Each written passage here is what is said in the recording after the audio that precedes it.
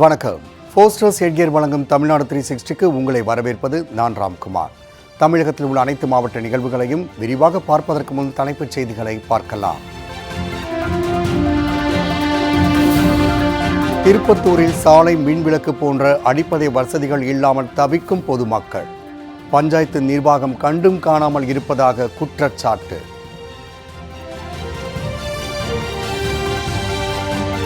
மதுரையில் குலவை சத்தம் போட்டு சாமி ஆடியபடி வந்து மாவட்ட ஆட்சியரிடம் மனு அளித்த கிராம மக்கள். கோவிலுக்கு செல்லும் பாதையில் உள்ள தடுப்பு வேலியை அகற்றக்கோரி மனு.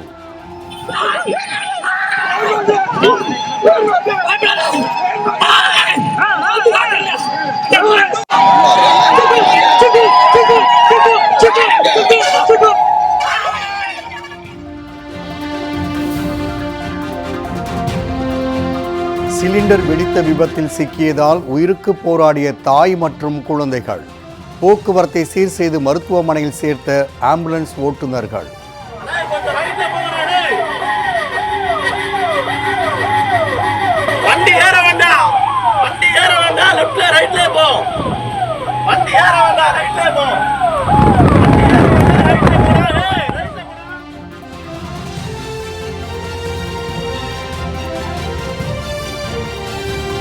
திருவண்ணாமலை சாத்தனூர் அணையில் இருந்து வினாடிக்கு 520 கன அடி தண்ணீர் திறப்பு.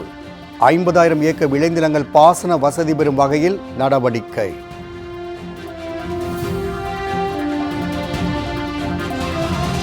சிவகங்கையில் மண்வெட்டியை காலாக பொருத்தி மாவட்ட ஆட்சியர் அலுவலகத்திற்கு வந்த மூதாட்டி. இலவச வீடு மற்றும் ரேஷன் அட்டை வழங்கக் கோரி மனு.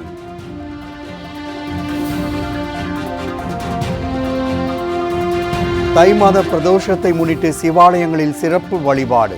நந்தி பகவானுக்கு பால், தயிர், சந்தனம் உள்ளிட்ட பொருட்களால் அபிஷேகம்.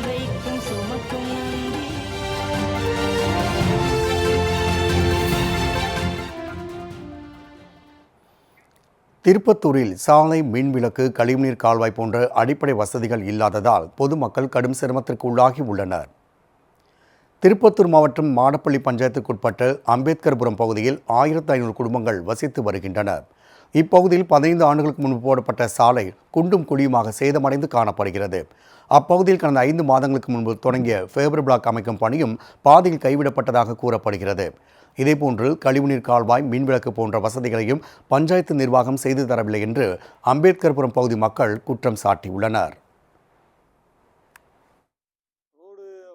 ஊருக்கு நிறைய ரோடு வந்திருக்கு, அதுவும் அரைக்குறைமா பாதி போட்டு பாதி போடாத நிக்க வச்சுருந்தாங்கிறாங்க.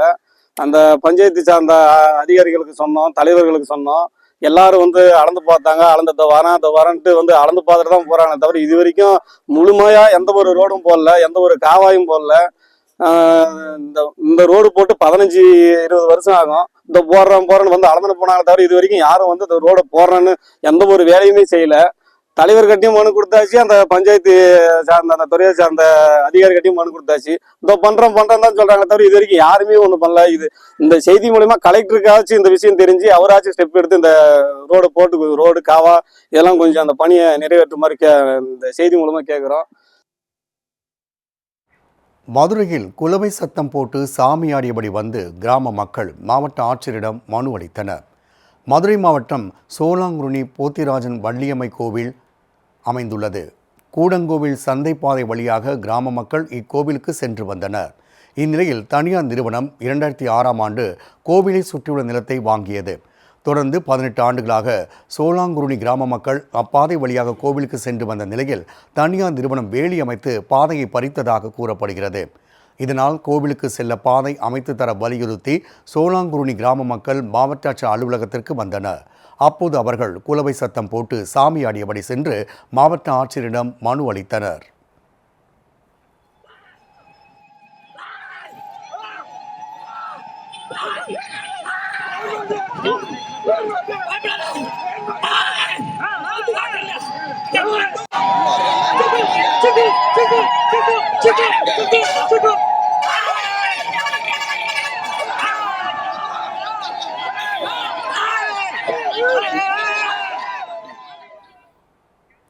சீர்காழியில் வட்டாட்சியர் அலுவலகத்திற்கு புதிய கட்டிடம் கட்டித்தருமாறு அரசு அதிகாரிகளும் பொதுமக்களும் கோரிக்கை விடுத்துள்ளனர்.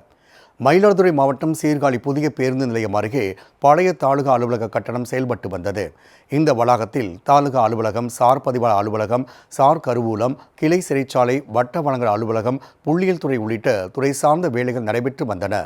இந்நிலையில் இந்த கட்டடம் சேதமடைந்து காணப்பட்டதால் வட்டாட்சியர் அலுவலகம் தனியார் திருமண மண்டபத்திற்கு மாற்றப்பட்டது.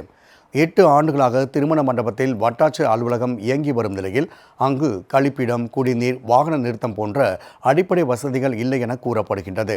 இதனால் அவதியடைந்த பொதுமக்கள் தேவையான அடிப்படை வசதிகளை செய்து தந்து விரைவில் வட்டாட்சியர் அலுவலகத்திற்கு புதிய கட்டிடம் கட்டித்தருமாறு வலியுறுத்தியுள்ளனர். மாவட்டத்தை 2020 பிரிச்சாங்க.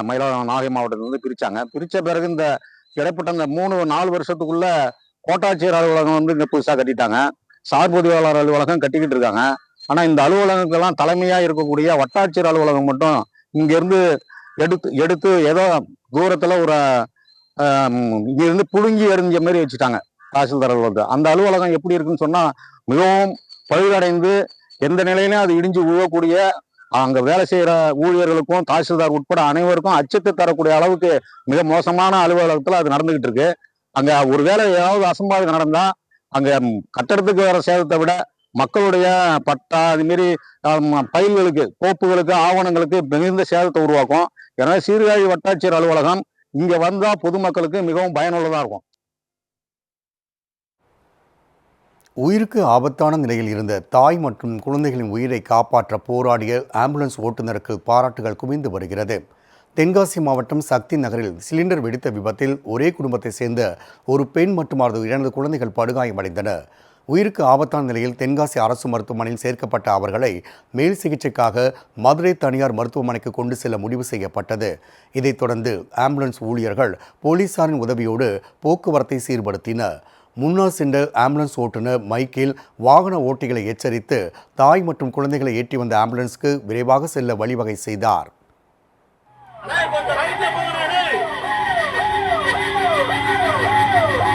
வண்டி ஏற வேண்டாம், லெஃப்ட்ல ரைட்ல போ. வண்டி ஏற வேண்டாம், ரைட்ல போ.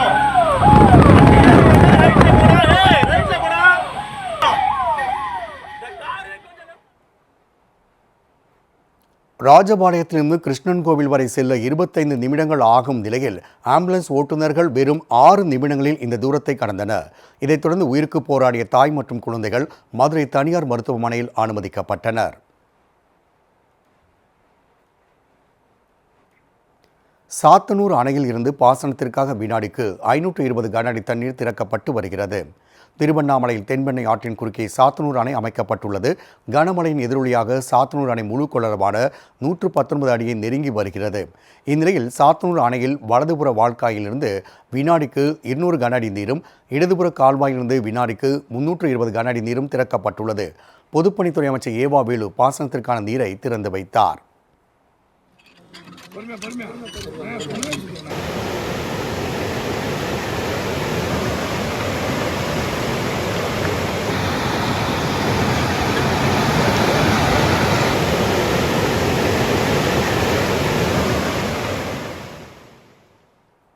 சாத்தனூர் அணையில் இருந்து 110 நாள்களுக்கு தண்ணீர் திறக்கப்படும் என்று நீர்வளத்துறை அதிகாரிகள் தெரிவித்துள்ளனர். இதன் மூலம் திருக்கோவிலூர் பழைய ஆயக்கட்டு பகுதியில் உள்ள 50,000 ஏக்கர் விளைநிலங்கள் பாசன வசதி பெறும் என்பது குறிப்பிடத்தக்கது. சிவகங்கையில் ஒரு காலை இழந்த மூதாட்டி மண்வெட்டியின் கைப்பிடியை காலாக பொருத்தி வந்து மாவட்ட ஆட்சியரிடம் மனு அளித்த சம்பவம் காண்போரை கண்கலங்கச் செய்தது. சிவகங்கை மாவட்டம் தமராக்கி கிராமத்தை சேர்ந்தவர் 60 வயது மூதாட்டி கருப்பாயி. 50 ஆண்டுகளுக்கு முன்பு வீடு இடிந்து விழுந்த விபத்தில் சிக்கியதால் மூதாட்டியின் வலதுகால் அகற்றப்பட்டது. திருமணமாகாமல் விவசாய கூலி வேலைகளை பார்த்து வந்த மூதாட்டி தனது வாழ்க்கையை கடும் சிரமத்தோடு நடத்தி வருகிறார். கிராம மக்களின் உதவியோடு மூதாட்டி கருப்பாயி மண்வெட்டியின் கைப்பிடியை தனது வலதுகாலில் பொருத்தி நடந்து வருகிறார். இந்நிலையில் அந்த மூதாட்டி சிவகங்கை மாவட்ட ஆட்சியர் அலுவலகத்திற்கு வந்தார். பெண் காவல் அதிகாரியின் உதவியோடு அவர் படிக்கட்டில் தவழ்ந்து அலுவலகத்திற்குள் சென்றார். சொல்லி இங்க வாங்கி சட்டியெல்லாம் கொடுக்கல, புட்டு ஊட்டி தக்கலை பேரம் கட்டி எடுக்கல. ஒரு தோலை குடிச்சு அது ஒடுகுது. மழை வெஞ்சா பூரா இடிச்சு வச்சு, இந்த செவரு இடிச்சு அது பூரா இடிச்சு வச்சு அந்த குச்சி வச்சு அதுக்கு கொண்டு வந்து என்ன சொல்லியிருக்காங்க? அந்த இதெல்லாம் வாங்கி கொடுத்துட்டாங்க. கரண்ட் இருக்காங்களா? கரண்ட் இருக்காங்களா? செஞ்சு தரேன் இருக்கா? வேற என்ன வேணும்? Ration card. Ration card. அப்புறம் காசு 1200 வருது. அந்த காலும் இல்லை ஒரு அரிசியான பிச்சை ஆறுகட்டி இந்த ரேஷன் கடையில் போய் அரிசி வாங்கியாந்து கண்டியாடி குடிக்கிறது. ரேஷன் அட்டை மற்றும் இலவச வீடு வழங்க வலியுறுத்தி மூதாட்டி கருப்பாயி சிவகங்கை மாவட்ட ஆட்சியர் ஆஷா அஜித்திடம் மனு அளித்தார். மனுவை பெற்றுக்கொண்ட ஆட்சியர் மூதாட்டிக்கு செயற்கை கால் மற்றும் ஓய்வூதியம் வீடு வழங்க நடவடிக்கை எடுக்குமாறு அதிகாரிகளுக்கு உத்தரவிட்டார்.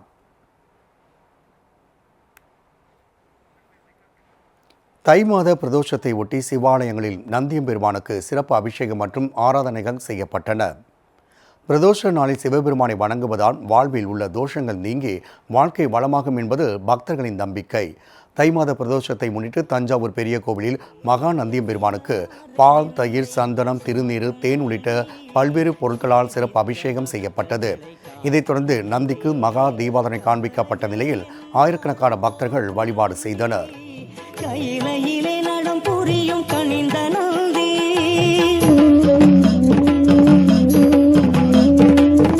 சிவனாரை என்றைக்கும் சுமக்கும் நந்தி, சேவித்த பக்தர்களை காக்கும் நந்தி, சிவனாரை என்றைக்கும் சுமக்கும் நந்தி, சேவித்த பக்தர்களை காக்கும் நந்தி.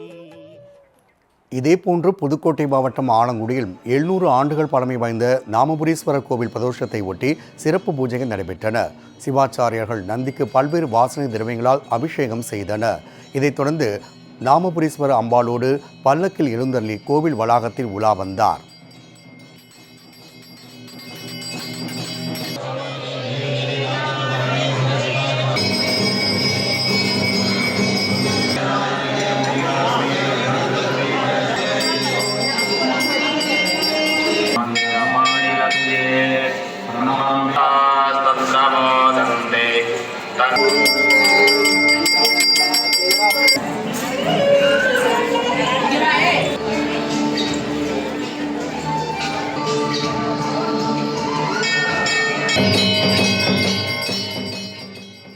தாயிற் சிறந்த கோவிலும் இல்லை என்பதை உணர்த்தும் விதமாக இறந்த தாய்க்கு மகன்கள் சிலை வைத்து நிகழ்ச்சியை ஏற்படுத்தியுள்ளனர்.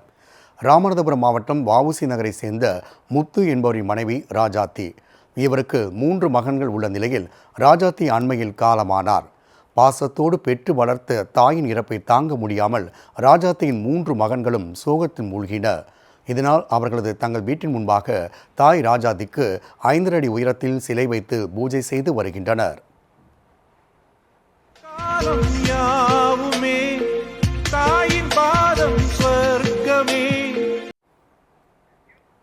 தாய் தங்களை விட்டு மறைந்தாலும் எப்போதும் அவர் இருப்பது போன்ற உணர்வு ஏற்பட வேண்டும் என்ற எண்ணத்தில் தனது அம்மாவிற்கு கோவில் கட்டியுள்ளதாக ராஜாத்தியின் மகன் ரவி தெரிவித்துள்ளார். எல்லாரும் அதாவது அம்மா நம்ம கூட இருக்கிற மாதிரி ஒரு ஃபீலிங்கோட இருக்குன்றதுக்காக தான் இந்த ஆலயம் கட்டியிருக்கிறோம். அம்மா வந்து இப்போ நம்ம எல்லாருக்கும் கட்டிருந்து இது வந்து ஒரு எடுத்துக்காட்டா இருக்கணும். பசங்களுக்கு வந்து இது வந்து அம்மாவை நல்லபடியா அப்பா அம்மாவை நல்லபடியா பாத்துக்கணும். எல்லாரும் வந்து ஒரு அப்பா அம்மா வந்து அவ்வளவு சீக்கிரம் கைவிட்டக்கூடாது, கடைசி காலம் வரைக்கும் அவங்களை வச்சு காப்பாற்றணுங்கிறது சொல்றதுக்காக தான் இந்த சிலையை கட்டியிருக்கோம். போஸ்டர் சேட்கியரின் தமிழ்நாடு 360யில் அடுத்து வருவது உங்கள் ஊர் நிகழ்வுகளை விரைவாக வழங்கும் உள்ளூர் எக்ஸ்பிரஸ்.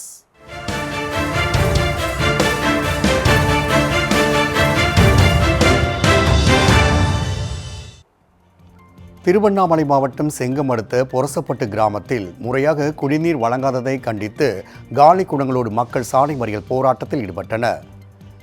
செங்கம் அரட்டவாடி மேல்வணக்கம்பாடி கிராம சாலையில் சென்ற பேருந்து மற்றும் இதர வாகனங்களை சிறைபிடித்து அவர்கள் போராட்டத்தில் ஈடுபட்டதால் அங்கு பரபரப்பு ஏற்பட்டது. அப்போது அங்கு வந்த ஒன்றிய வட்டார வளர்ச்சி அலுவலர்கள் போர்க்கால அடிப்படையில் கிராம மக்களுக்கு குடிநீர் விநியோகம் செய்யப்படும் என்று உறுதியளித்ததைத் தொடர்ந்து போராட்டத்தை விலக்கிக் கொண்டனர்.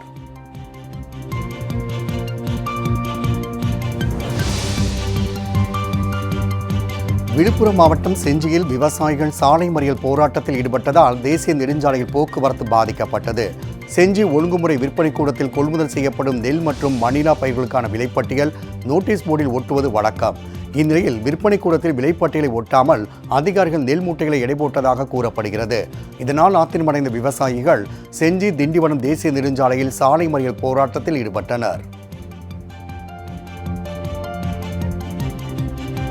காரைக்குடி அருகே மின்கம்பிகள் தாழ்வான உயரத்தில் தொங்கிக் கொண்டு இருப்பதால் அறுவடை பணிகள் பாதிக்கப்பட்டுள்ளது. பொய்யாவயல் கிராமத்தில் 100 ஏக்கர் பரப்பளவில் நெல் சாகுபடி செய்யப்பட்டு வருகிறது. அண்மையில் பெய்த கனமழையினால் விளைநிலங்களின் அருகே இருந்த மின்கம்பங்கள் சாய்ந்தன. மின்கம்பிகள் கைதொடும் உயரத்தில் தொங்கிக் கொண்டிருப்பதால் அறுவடை இயந்திரங்களை விளைநிலத்தில் இறக்கி நெற்கதிர்களை அறுக்க முடியாத நிலை ஏற்பட்டுள்ளது.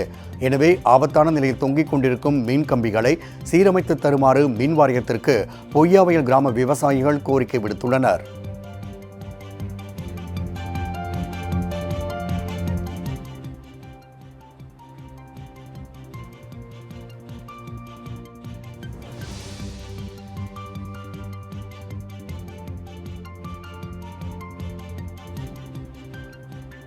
போஸ்டர்ஸ் எட்கர் வழங்கும் தமிழ்நாடு 360 மாவட்டங்களில் நடைபெற்ற விளையாட்டுச் செய்திகளை வழங்க வருகிறது விளையாட்டுக் களம்.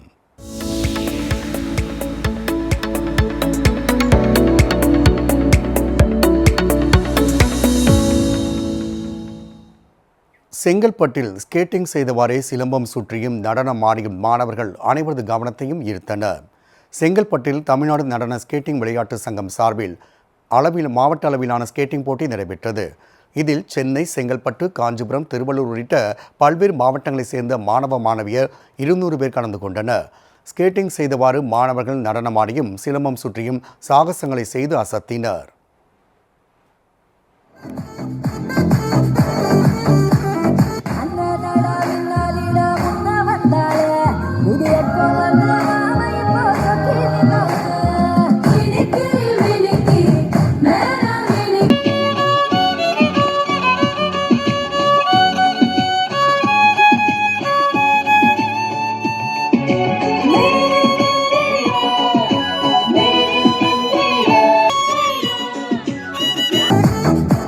வெற்றி பெற்ற மாணவ மாணவியருக்கு பரிசு மற்றும் கேடயம் வழங்கப்பட்டது. மேலும் முதல் 5 இடங்களை பிடித்தவர்கள் சீரடியில் நடைபெறும் தேசிய அளவிலான ஸ்கேட்டிங் போட்டிக்கு தகுதி பெற்றுள்ளனர். திண்டுக்கல்லில் நடைபெற்ற மாநில அளவிலான மகளிர் கபடி போட்டியில் பொள்ளாச்சி அணி முதலிடம் பிடித்து கோப்பையை தட்டிச் சென்றது. திண்டுக்கல் மாவட்டம் மேட்டுப்பட்டியில் 38ஆம் ஆண்டு மாநில அளவிலான மகளிர் கபடி போட்டிகள் நடைபெற்றன. இதில் திண்டுக்கல், தேனி, சேலம், நாமக்கல், கோவை, மதுரை உள்ளிட்ட பல்வேறு மாவட்டங்களைச் சேர்ந்த 36 அணிகள் பங்கேற்றன. நாக் அவுட் முறையில் நடைபெற்ற இப்போட்டியில் பொள்ளாச்சி சாம்ராட் அணியும் மதுரை மணி வாட்டர் அணியும் இறுதிப் போட்டிக்கு தகுதி பெற்றன. இதைத் தொடர்ந்து நடைபெற்ற இறுதிப் போட்டியில் 41க்கு 28 என்ற புள்ளிக்கணக்கில் பொள்ளாச்சி அணி வெற்றி பெற்றது. மாவட்ட கால்பந்து கழக நிர்வாகிகள் வெற்றி பெற்ற பொள்ளாச்சி அணிக்கு கோப்பை மற்றும் 20,000 ரூபாய் ரொக்க பரிசை வழங்கினர்.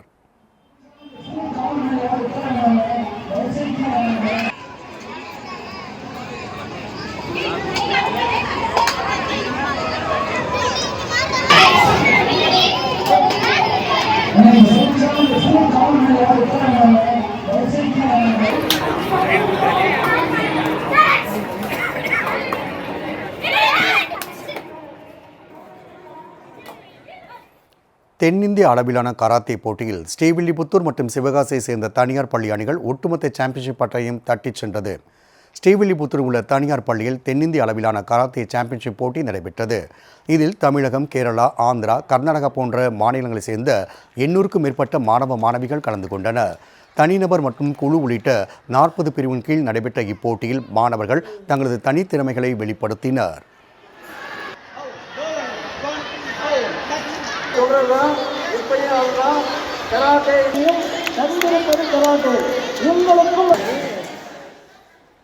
இதில் ஸ்ரீவில்லிபுத்தூர் மற்றும் சிவகாசியை சேர்ந்த தனியார் பள்ளி அணிகள் முதலிடம் பிடித்தன.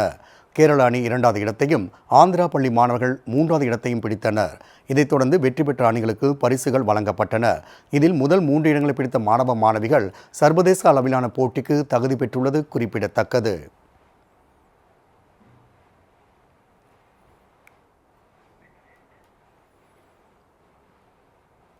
மீண்டும் இன்று மதியம் 2:30 மணிக்கு போஸ்டர்ஸ் எட்கர் வழங்கும் தமிழ்நாடு 360 சந்திப்போம்.